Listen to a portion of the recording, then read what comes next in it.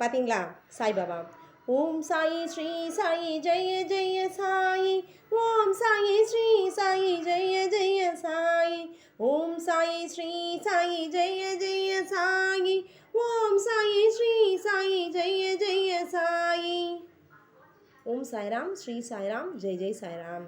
பார்த்தீங்களா, இந்த உலகத்தை இயக்கிக்கிட்டு ஒரு குருவாக இருந்து இந்த விளையாட்டை எல்லாம் அந்த பிரபஞ்சத்தில் பண்ணக்கூடிய ஒரே பகவான் யாருன்னா சாய்பாபா தான். ஓகே, எல்லாரும் குருன்னு சொல்லுவாங்க. ஆனால் எனக்கு இவர் குரு மாத்திரம் இல்லை, அப்பா அம்மா எல்லாமே. இவர் சொல்வார், இந்த பிரபஞ்சத்தை இயக்கக்கூடியதே நம்மளுடைய என்ன அலைகள் தான் நமக்கு இருக்குது. நான் தான் என்ன சொல்வேன், அவருடைய சத்சுரதம் படிச்சிருக்கீங்களா? எத்தனை பேர் படிச்சிருக்கீங்கன்னு எனக்கு தெரியாது, சரியா? பாபாவோட சத்சுரதத்தில் தான் அப்பா சொல்வார், நான் ஒரு நடத்துனர், கண்காணிப்பாளர், நீ பட்ட கஷ்டங்களுக்கெல்லாம் நான் ஒருவனே சாட்சின்னு சொல்வார். முதல் எனக்கு சிவபக்தியாக வரும்பொழுது அப்பா சொன்னார், நீ சிவனை பார்க்கணும் அப்படின்னு விரும்பினேன்னா என்ன பண்ணு, அந்த சிவபக்திக்காக நீ என்ன செய்யணும், திருவண்ணாமலை போ, உன் திருமணம் நடக்கணும்னு திருவண்ணாமலை போகணும்னு சொன்னார். நான் நினச்சேன், என்னப்பா இது, நீ ஏன் அந்த சாட்சாத்தை பிரம்மமாக இருக்கும் பொழுது என்ன எதுக்கு நீங்கள் அங்கே போக வைக்கிறீங்க அப்படின்னு சொல்லி கேட்டேன். அப்போ என்னோடய பாபாப்பா அனுப்பின ஊர் தான் திருவண்ணாமலை. அப்போ திருவண்ணாமலை போகும்போது 9 வருட சிவபக்தியில் என் அப்பா உட்கார வச்சார். அந்த பக்திகளில் தான் சொல்லும்போது நானே சிவனாக இருக்கிறேன். ரெண்டாவது பார்த்திங்கன்னா, இந்த உலகமே எப்படி இயங்குது, மந்திரவாதத்தில் இயங்குது. மந்திரவாதம்னா என்ன, எந்திரங்கள் கொண்டு தந்திரங்கள் செய்கிறதா? நோ, எதுவுமே கிடையாது. நம்ம மந்திர ஜபம் பண்ணுற பார்த்தீங்களா, அதுதான் நம்ம சொல்லக்கூடிய அந்த மந்திரங்கள் தான் எப்படி இந்த உலகத்தை பயம் வருது, நாம் ஒவ்வொருத்தரும் என்ற ஆற்றல் உள்ள சக்தியாக இருக்கிறோம் அப்படிங்கிறத உணர்த்துறதுக்கு தான். முன்னாடிலாம் உச்சாரணம் பண்ணாதேன்னு சொல்லுவார், அப்புறம் பண்ணுமா அப்படின்னு சொன்னார். இந்த மாதிரி பல வழிகாட்டுதல். சரி, இன்றைக்கி இந்த டாபிக் நான் ஏன் எடுத்தேன், எத்தனை கோயில் போயிட்டேன், இருந்தாலும் எனக்கு என்ன செய்யும்ல, நல்லது நடக்கலை அப்படிங்கிறவங்களுக்காக தான், சரியா? இப்போது ஒரு குடும்பத்தில் ஒரு 10 பேர் இருக்கீங்கன்னு வச்சுக்கோங்களேன்.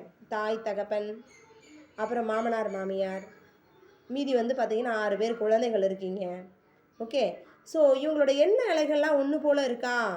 இதில் ஒருத்த மட்டும் அதிகமான பக்தி செய்கிறவனாக இருப்பான், மீதியெல்லாம் என்ன பண்ணிகிட்டு இருப்பாங்க, தன்னுடைய கடமைகளை செஞ்சு ஓடிட்டே இருப்பாங்க. ஆனால் ஒருத்தர் அந்த பக்தி செஞ்சவன் மட்டும் தாழ்ந்து போயிட்டே இருப்பான். ஏன் அப்படின்னா, ஒருத்தருடைய எண்ண அலைகள் தான் ஒருத்தருடைய வாழ்க்கையை தீர்மானிக்குது அப்படிங்கிறது தான் பகவான் எனக்கு புரிய வச்சார். நான் இதுக்குமே என்ன பண்ணுறேன், சாட்சியாக இருக்கிறேன்னா, நீ பட்ட துயரங்களுக்கெல்லாம் சாட்சியாக இருக்கேன்னு அவர் சொன்னார்னா அதுக்கு என்ன காரணம், நம்மளை சுற்றி இருந்த மனுஷங்க நினச்ச அந்த நினப்பு நமக்கு தலைவிதியாக மாற்றப்பட்டிருக்கு, சரிங்களா? நீங்கள் என்ன தலைவிதியாக இருக்குது அப்படின்னு நீங்கள் நினச்சிங்க அப்படின்னா, இப்போ பாருங்களேன், என்ன நினைக்கிறீங்களோ, நீ என்ன நினைக்கிறாயோ அதுவாகவே ஆகிறாய், கிருஷ்ண பரமாத்மா சொல்கிறார்.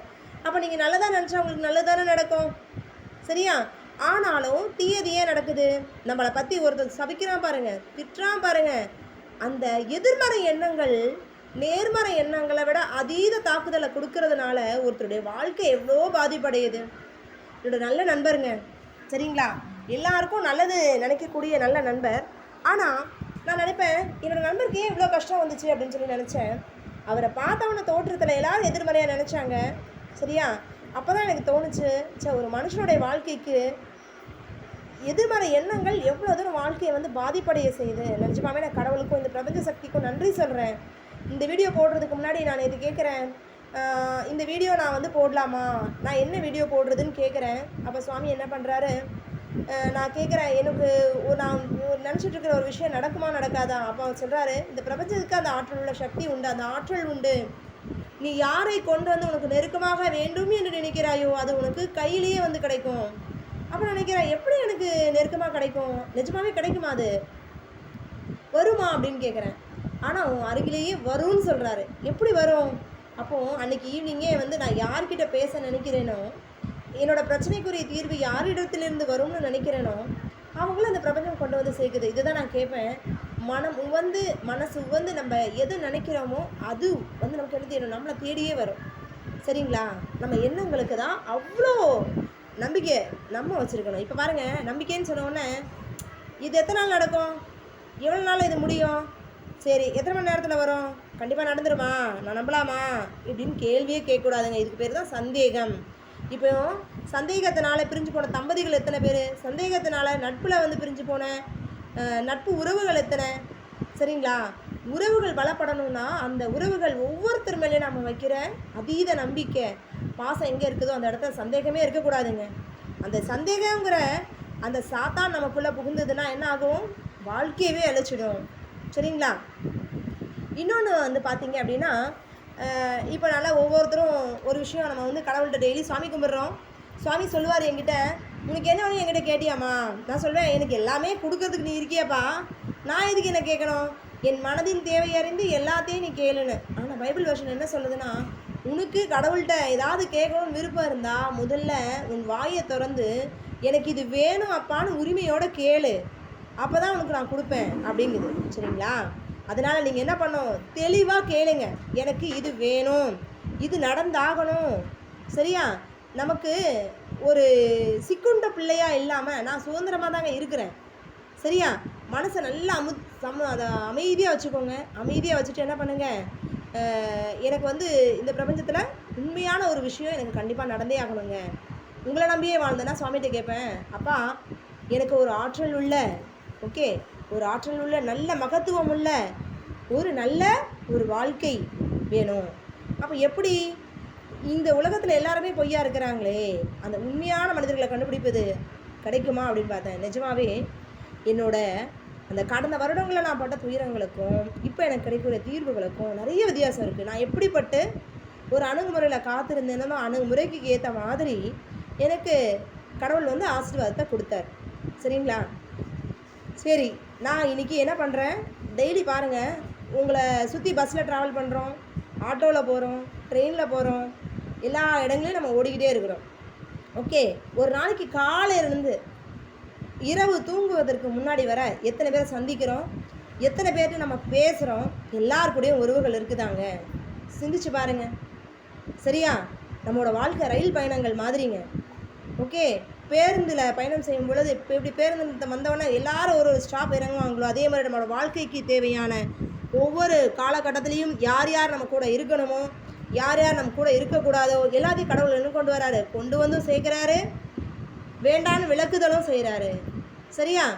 அப்போது நம்ம மனசு விட்டு போகலாமா? இப்போ பரீட்சை வருது, சோதனை வருது, ஐயோ இவ்வளோ அன்பு வச்சனே, இவ்வளோ ஏமாற்றிட்டாங்களே, எனக்கு இவ்வளோ அசிங்கப்பட்டனே, இவ்வளோ அவமானப்பட்டனேன்னு உறவுகளில் நம்ம வைக்கிற அந்த நம்பிக்கை நல்லது ஏற்புடையது கிடையாது.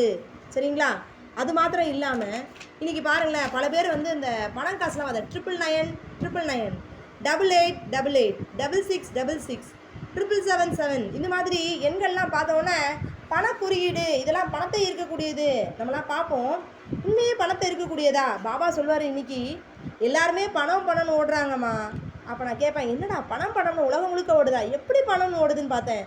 அப்போ ஒரு கண்கட்டி வித்து எனக்கு காமிச்சார். எப்படி காமிச்சாருன்னா, உலகம் முழுக்க எல்லாரும் ஓடுறது பணத்தின் பின்னாடி தான். எப்படின்னு கேட்டிங்கன்னு பாருங்களேன், காலையில் எழுந்த ஒன்றா வேலைக்கு போகணும், மனைவி பாருங்கள் வீட்டில் சமைக்கிறதுக்கு சாப்பாடு வேணும், அதுக்கும் மூலாதாரம் பணம், தங்கச்சி வேலைக்கு போகணும்னு நினைக்கிறா அவளுக்கும் தேவை பணம். சரியா? நம்மளோட தேவைகள் எல்லாருக்குமே ஆதாரப்படியாக நம்ம பார்க்குறது பொருளாதாரம் தான். ஓகேவா? ஸோ அப்போ நம்மளை சுற்றி நடக்கிற விஷயத்தை நம்ம அண்டர்ஸ்டாண்ட் பண்ணணுமா இல்லையா? நமக்கு ஒரு புரிதல் இருக்கணுமா இல்லையா? சரியா? ஸோ நீங்கள் என்ன கேளுங்க, பிரபஞ்சமே எங்களுக்கு ஒரு நல்ல விஷயத்தை கொடு. இறைவா, முன்னாடிலாம் கேட்கும்போது இறைவன் வந்து இந்த பிரபஞ்சத்தை விட இறைவன் வந்து என்ன, இறைவன் தான் மகத்துவமானவர், நமக்கு எல்லாத்தையும் கொடுத்துருவாருன்னு. ஆனால் எனக்கு என்ன சொன்னார்னா, இறைவன் இந்த பிரபஞ்ச சக்தியாகவே நான் இயங்கி கொண்டு இருப்பதால் இந்த பஞ்சபூதங்களும் இயங்கி கொண்டு இருப்பதால் எல்லாமே உனக்கு வழங்கக்கூடிய பரிசுகள் தான். நீ என்ன பண்ணு, உன்னுடைய கேட்கக்கூடிய அந்த விஷயங்களில் தெளிவு வச்சு என்கிட்ட கேளு, நடக்கும்னு பாசிட்டிவாக நம்பு, அதீதமாக நம்பு, எதையுமே எதிர்மறையான சிந்தனை இல்லாமல் நேர்மறையான சிந்தனைகளோட அணுகுமுறையில் போகும்போது எல்லாத்துலேயுமே வெற்றி கிடைக்கும். சரிங்களா? உங்களுக்கும் நல்லது நடக்கும். கண்டிப்பாக இறைவன் ஆசையோடு எல்லாம் வெற்றிகரமாக முடிவதற்கு என்னுடைய வாழ்த்துக்கள் கூட. இப்போது இந்த வீடியோ உங்களுக்கு பிடிச்சிருந்தது அப்படின்னா லைக் பண்ணுங்கள், ஷேர் பண்ணுங்கள், கமெண்ட் பண்ணுங்கள், சப்ஸ்கிரைப் பண்ணுங்கள். மறக்காமல் திரும்ப இன்னொரு முறை சொல்கிறேன், இன்றைக்கி நம்ம பார்த்தது பிரபஞ்சத்துடைய ஆற்றல் சக்தி.